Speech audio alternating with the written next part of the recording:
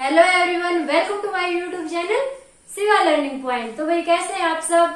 I hope आप सब अच्छे होंगे और आप सबकी तैयारी भी अच्छी चल रही होगी। तो भाई आज अपने कोर्स में एक सब्जेक्ट और ऐड करते हैं, इंग्लिश का और ऐड कर देते हैं। ठीक है, तो आज अपनी इंग्लिश की पहली क्लास है। हम बिल्कुल बेसिक से स्टार्ट करेंगे। भाई हमारा मोटिव ये नहीं है कि आपको इंग्लिश बोलना सिखाया जाए, सिर्फ मोटिव इतना है कि इतनी चीज सिखाई जाए कि एग्जाम में जो आए तो आप वो पास कर जाओ। ठीक है, तो हम जो एग्जाम में आने वाली चीजें हैं सिर्फ उन्हीं चीजों पे डिस्कस करेंगे। फालतू इधर उधर के रूल उठा के नहीं लेके आएंगे जो कि काम आते ही नहीं है। तो हम सिर्फ वो चीजें पढ़ेंगे जो एग्जाम में काम आती हैं। तो आज हम शुरुआत किससे करेंगे भाई? आर्टिकल से शुरुआत करेंगे।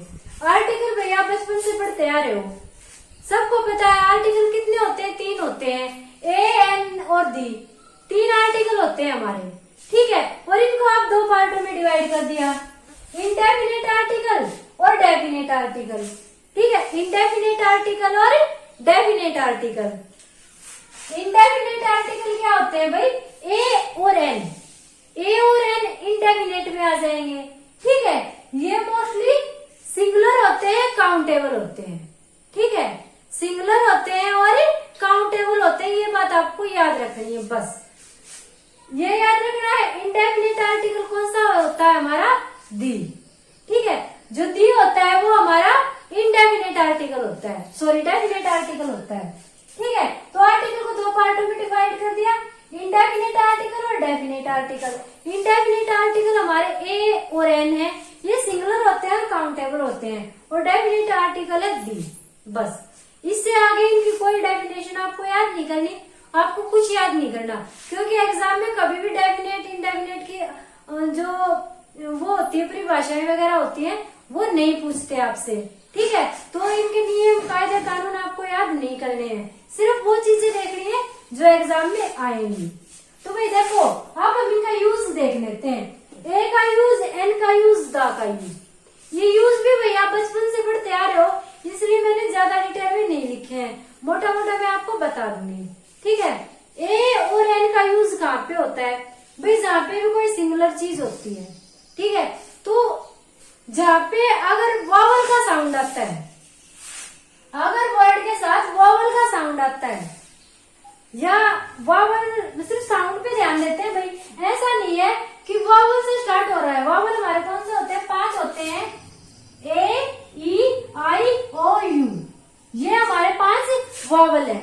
तो अगर वर्ड इनसे स्टार्ट हो रहा है और साउंड वॉवल की नहीं आ रही है, कॉन्सोनेंट की आ रही है, तो भी भाई वहां पे क्या लग जाएगा? ए लगेगा। साउंड वॉवल की होनी चाहिए। अगर वर्ड मतलब कॉन्सोनेंट से स्टार्ट होता है मगर साउंड वॉवल की आती है तो भी एन का यूज होगा। ठीक है, ये चीज बताने की जरूरत नहीं है, आप सबको पता है। साउंड पे ध्यान देते हैं भाई, यहाँ तक आगे आप टीचर की तैयारी कर रहे हो तो इतनी तो आपको नॉलेज है। अगर मैं अपने हिसाब से देखूं तो इतनी आप सबको नॉलेज है कि हाँ भाई ए और एन के यूज में आप डिफरेंस कर सको कि भाई अगर वॉवल की साउंड आती है तो एन हो जाएगा, अगर कंसोनेंट की साउंड आती है तो ए हो जाएगा। ठीक है, दूसरा भाई अगर हम किसी यूनिट वगैरह को मापते हैं, ठीक है, तो वहां भी ए और एन का यूज हो जाता है। ठीक है, जैसे बोल देते हैं ए डजन। ठीक है, ए का भी यूज होता है, वहां पे एन का भी यूज होता है, ए डजन। ठीक है, अब देखो जैसे ए का यूज कहाँ पे होता है? मोस्टली जहाँ पे शॉर्ट फॉर्म होती है, जहाँ पे शॉर्ट फॉर्म होती है, जैसे एमएलए। एमएलए शॉर्ट फॉर्म है बीए, बैचलर ऑफ आर्ट। ठीक है, बीएड हो गया भाई। तो ये सारी चीजें जो जहाँ पे शॉर्ट फॉर्म आ जाती हैं उनके आगे हमेशा ए का यूज होगा। ठीक है, उनके आगे हमेशा ए का यूज होगा। ये बात आई भाई समझ में? दूसरा सिंगुलर कोई भी वस्तु है, जैसे ए गर्ल, ए ग्लास, मतलब सिंगुलर चीज की बात हो रही है तो मोस्टली ए का यूज होगा। मगर अगर साउंड वॉवल का है तो किसका यूज हो जाएगा? वहां पे एन का यूज हो जाएगा। ठीक है, बस ये याद रखना है कि एन का यूज वावल के साथ होगा, वावल की ध्वनि के साथ होगा एन का यूज। उसके बाद आता है भाई दा का यूज। दा का यूज भाई कहा होगा, कॉमन नाउन के आगे, ठीक है, कहीं पर भी कॉमन नाउन आ सकता है तो उसके आगे होगा। जैसे कि डॉग है, ठीक है, डीओजी, डीओजी डॉग है भाई, तो डॉग है वो कॉमन नाउन है ना, क्योंकि एक डॉग है, जो एक डॉग है वो सभी डॉग के बारे में बता रहा है, किसी पार्टिकुलर डॉग के बारे में बात नहीं हो रही है, ठीक है। तो इसलिए क्या हो जाएगा भाई, जो कॉमन नाउन है उनके आगे द का यूज होगा। जो हमारे स्पेशल वर्ड है, जो हमारे स्पेशल वर्ड आ जाते हैं उनके साथ द का यूज होगा। जैसे कि द ताजमहल, ठीक है, द ताजमहल। तो भाई ये थी कॉमन चीजें जो आपको पता है, कॉमन बातें। सिवा उधर चलो, इधर आपको पता है ना क्लास ले रही हूँ, उधर चलो जल्दी जल्दी। इधर बच्चों नहीं उधर, इसके नीचे से मत आओ बार बार, ठीक है भाई। ये सारी चीजें कॉमन है, आपको पता है। अब हम उन चीजों पे बात करेंगे जहां से एग्जामिनर क्वेश्चन बनाता है, ठीक है, जहां से एग्जामिनर क्वेश्चन बनाता है बच्चा सबसे ज्यादा कंफ्यूज यहीं पे हो जाता है। तो मैं आपको आज ये 5 रूल बताऊंगी, ये आपको रटने हैं। देखो भाई, जब कोई पहली बार सामने आए, किसी वाक्य में अगर कोई पहली बार सामने आता है तो ए का प्रयोग होगा, और उसके बाद उसके बारे में जब बात की जा रही है तो दा का प्रयोग होगा। ध्यान देना है, कोई सेंटेंस आपके सामने आता है, वहां पे कोई पहली बार आया है आपके सामने, तो वो वहां पे किसका यूज हो जाएगा भाई, पहली बार के लिए ए का यूज हो जाएगा। और अगर उसके बारे में बाद में बात हो रही है तो दा का यूज हो जाएगा, ठीक है। एग्जाम्पल देखो, आई सा ए गर्ल, ठीक है, मैंने एक लड़की को देखा, देख लिया, तो द गर्ल वॉज ब्यूटीफुल। अब उसी लड़की के बारे में हम बात कर रहे हैं। सबसे पहले हमने लड़की को देखा, तो पहली बार देखा तो ए का यूज हो गया, ए गर्ल। अब उस लड़की के बारे में अगर बात हो रही है तो द का यूज हो जाएगा, द गर्ल वॉज ब्यूटीफुल, ठीक है। आई बात समझ में गई। अगर पहली बार में देखा जाता है किसी भी चीज को, वस्तु को, ठीक है, पर्सन को, तो ए का यूज हो जाएगा। उसके बाद आगे सेंटेंस में जब उसका जिक्र किया जाता है तो वहां पे दा का यूज हो जाएगा।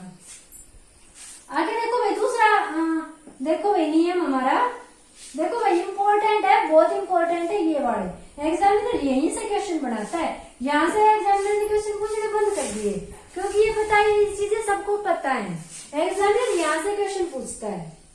देखो भाई, टीवी हो, गैजेट हो, रेडियो हो, मोबाइल, ठीक है, लैपटॉप, कंप्यूटर, कोई भी ऐसा गैजेट है, इनको खरीदते हैं या इनकी बात करते हैं। जब इनको खरीदते हैं या इनकी बात करते हैं तो किसका यूज हो जाएगा, ए का यूज हो जाएगा। अगर इनको खरीदते हैं या इनकी बात करते हैं, और अगर इनका इस्तेमाल करते हैं, इनका प्रयोग करते हैं, तो भाई किसका यूज होगा, दा का यूज हो जाएगा। किसका यूज होगा, दा का यूज हो जाएगा। अगर आप कोई भी गैजेट खरीदने जाते हो, फोन खरीदने जाते हो, तो सेंटेंस बोलोगे तो ए का यूज हो जाएगा, ठीक है। अगर आप उस फोन को चला रहे हो, चलाने वाला सेंटेंस बोलते हो तो दा का यूज हो जाएगा, ठीक है। एग्जाम्पल देखो, आई बोट ए टेलीविजन, भाई मैंने एक टेलीविजन खरीदा, ठीक है, खरीद रहा है तो ए का यूज हो गया। अब देखो, माई सन वॉचिंग द टीवी, जो सन है वो टीवी का प्रयोग कर रहा है ना, उसको देख रहा है, ठीक है, तो भाई किसका यूज हो जाएगा, दा का यूज हो जाएगा। किसका हो जाएगा, दा का यूज हो जाएगा। आई बात भाई समझ में? क्या है, कोई भी गैजेट अगर हम खरीदते हैं, उसके बारे में बात करते हैं तो ए का यूज होगा, और अगर हम उसका इस्तेमाल करते हैं तो भाई दा का यूज हो जाएगा। आगे देखो भाई, तीसरा नियम क्या कहता है हमारा, कोई भी इंस्टीट्यूट हो, बिल्डिंग हो, कोई मंदिर हो, मस्जिद हो, गुरुद्वारा हो, या फिर स्टेच्यू ऑफ लिबर्टी हो, ताजमहल हो, कोई भी बिल्डिंग है, ठीक है, उसके साथ अगर फर्स्ट पर्पज है, हम कहीं पे जा रहे हैं, अगर हम फर्स्ट पर्पज से जा रहे हैं, ठीक है, तो कोई आर्टिकल नहीं आएगा। उसके साथ अगर सेकंड पर्पज है, द का प्रयोग हो जाएगा। ठीक है, जैसे अगर मैं डेली स्कूल जाता हूँ तो वहां पे कोई आर्टिकल नहीं होगा, मगर अगर मैं स्कूल टीचर से मिलने गई हूँ स्पेशली, तो वहां पे किसका प्रयोग हो जाएगा, द का प्रयोग हो जाएगा। अगर मैं किसी दूसरे पर्पज से जा रही हूँ तो एग्जाम्पल देखो, ही गोज टू स्कूल, ठीक है, वो स्कूल जाता है भाई, ठीक है, तो कोई आर्टिकल नहीं आएगा यहाँ पे, क्यों, क्योंकि वो डेली स्कूल जाता है।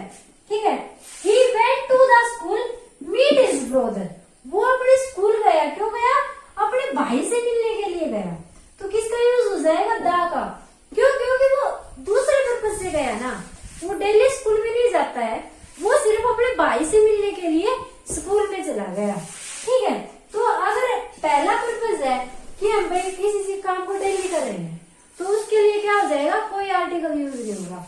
वही अगर हम किसी, शिवा स्टैंड अप, बाहर हो जा, जल्दी बाहर चलो, वो खराब हो जाएगी, जल्दी बाहर चलो, जल्दी जल्दी आजा, इधर आजा, तेरे को दिखा दो।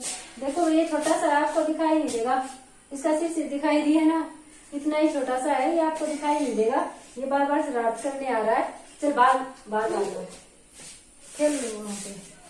तो भाई कहाँ थे हम, हाँ, तो भाई कोई भी इंस्टीट्यूट हो, भाई आप मंदिर डेली जा रहे हो, कहीं पे भी जा रहे हो, अगर डेली जा रहे हो तो सेंटेंस में कोई आर्टिकल यूज नहीं होगा।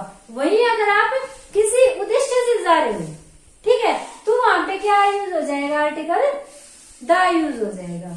ठीक है, आगे देखो भाई, अपना चौथा नियम क्या कहता है कि कोई भी लैंग्वेज है उसके साथ कोई आर्टिकल नहीं आता। अगर कोई लैंग्वेज है तो उसके साथ आर्टिकल नहीं आता, मगर भाषा को एज ए पर्सन दिखाए तो द का यूज हो जाएगा। भाई लैंग्वेज के साथ इसने बोल दिया कोई आर्टिकल नहीं आता, पर अगर लैंग्वेज को एज ए पर्सन दिखाएंगे ना, तो वहां पे किसका यूज हो जाएगा, द का यूज हो जाएगा। एग्जाम्पल देखो भाई, English is an easy language, ठीक है, English an easy language, language के साथ भाई किसी आर्टिकल का यूज नहीं हुआ, तो नो आर्टिकल हो गया। उसके बाद देखो, द इंग्लिश आर कनिंग, ठीक है, कनिंग का मतलब क्या होता है भाई, चालाक। तो इसने क्या बोला कि जो इंग्लिश होती है ना वो चालाक होती है, तो भाई इंग्लिश तो एक लैंग्वेज है, वो चालाक कैसे हो सकती है। पर इस सेंटेंस में इंग्लिश को एज ए पर्सन क्रिएट कर दिया कि यहाँ पे इंग्लिश कोई इंसान है इसलिए वो चालाक है।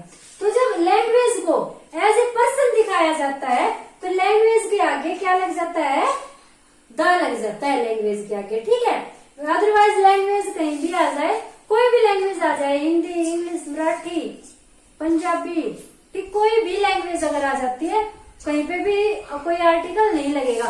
मगर अगर लैंग्वेज एज ए पर्सन आती है, लैंग्वेज को चालाक बता रहे हैं, इंटेलिजेंट बता रहे हैं, ब्यूटीफुल बता रहे हैं, तो वहां पे क्या आ जाएगा, आपका डी आर्टिकल आ जाएगा। आगे देखो ये पांचवा नियम, पोस्ट के आगे द आएगा हमेशा। ठीक है, कोई भी पोस्ट है उसके आगे क्या आएगा भाई, द आ जाएगा। लेकिन अगर पोस्ट सिलेक्टेड है, अपॉइंटेड है, तो कोई आर्टिकल नहीं आएगा। अगर पोस्ट उस पोस्ट के लिए सिलेक्ट हुए हो, ठीक है, अपॉइंट हुए हो, तो वहां पे आर्टिकल नहीं आएगा। एग्जाम्पल देखो, the principal of our school is awesome personality, जो अपने स्कूल, हमारे स्कूल का प्रिंसिपल है भाई बिल्कुल अवेशम पर्सनैलिटी का है। ठीक है, तो द आ गया यहाँ पे। दूसरे में देखो, राज वाज अपॉइंटेड हेडमास्टर, ठीक है, तो यहाँ पे अपॉइंटेड आ गया ना, तो यहाँ पे कोई भी आर्टिकल नहीं आया इस हेडमास्टर के आगे। तो अगर पोस्ट अपॉइंटेड हो या सिलेक्टेड हो तो कोई भी आर्टिकल नहीं आएगा। ठीक है भाई, ये है कुछ important and most important rule, ये आपको याद कर लेने हैं, क्योंकि एग्जामिनर जो क्वेश्चन बनाता है ना वो यहीं से बनाता है। तो भाई एक बार अगर आप सबको समझ में आ गया हो, लास्ट तक देखी हो, तो भाई आप सबसे रिक्वेस्ट है कि कमेंट जरूर कर देना। अगर कहीं पे कोई गलती लगती है, कहीं पे कोई कमी लगती है, तो कमेंट करके जरूर बताना, क्योंकि आपके कमेंट पढ़ के बहुत अच्छा लगता है। और भाई वीडियो को थोड़ा शेयर भी कर दिया करो ताकि ज्यादा से ज्यादा बच्चे देखें, ज्यादा से ज्यादा बच्चों को प्रॉफिट मिले इस चीज का। ठीक है भाई। और भाई हमारा जो इंग्लिश पढ़ने का मोटिव है ना, वो ये नहीं है कि हम इंग्लिश में टप टप टप टप बोलना स्टार्ट कर दें, नहीं। हमारा मोटिव सिर्फ क्या है कि हम अपने एग्जाम को पास करें। तो हमें वही चीजें पढ़नी है जो एग्जाम में आएंगी। बाकी ज्यादा डेफिनेशन वगैरह में घुसने की आपको जरूरत नहीं है। सिर्फ आपको चीजों को समझना है कि चीज होती क्या है, या आर्टिकल वगैरह है क्या। ठीक है। तो भाई वीडियो को लाइक और शेयर कर देना, चैनल को सब्सक्राइब कर देना। जय भारत, जय हिंद।